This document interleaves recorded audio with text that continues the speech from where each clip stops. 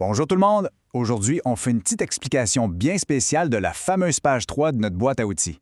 Aborder un nouveau texte, surtout quand les mots ont l'air compliqués, c'est littéralement comme entrer dans une forêt inconnue. Sans préparation, c'est clair qu'on peut vite s'y perdre. Face à des sujets un peu plus costauds, comme l'environnement qu'on voit dans notre cours, chaque lecteur devient un véritable explorateur.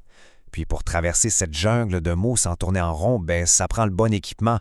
On s'entend qu'on ne part pas dans le bois les mains vides.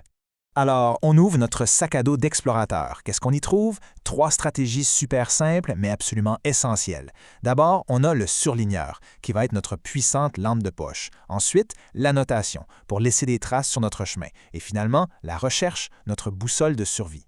Regardons cet extrait brut sur la gestion des déchets. Au premier coup d'œil, c'est un gros bloc de texte, une forêt super dense. Ça a l'air sombre, ça peut même faire un peu peur à lire. Mais pas de panique, c'est exactement là que nos 3 outils entrent en jeu.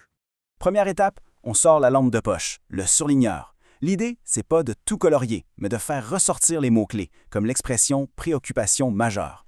Paf, on éclaire le chemin et les vraies idées importantes sortent de l'ombre, tout simplement. Ensuite, deuxième outil de la boîte, on annote. Une annotation, c'est juste un petit mot, ou même un petit symbole dessiné vite fait dans la marge du texte. C'est exactement comme attacher des petits rubans de couleur sur les arbres. Ça permet de garder le cap sur les grandes idées sans avoir besoin de tout relire. Maintenant, qu'est-ce qui arrive si un gros rocher bloque la route? Mettons, on tombe sur un mot inconnu comme « résidu ». C'est là qu'on sort la boussole. En cherchant rapidement dans un dictionnaire comme Usito, par exemple, on retrouve tout de suite le nord. Ça débloque le sens de la phrase et on peut continuer d'avancer. Regardons bien la différence. Une page de texte qui reste toute blanche, sans aucune marque, c'est le meilleur moyen de rester coincé dans les bois. Par contre, un texte avec de la couleur, des mots encerclés et des petites notes, c'est la preuve qu'on a pris le contrôle de notre lecture. L'explorateur a fait sa job.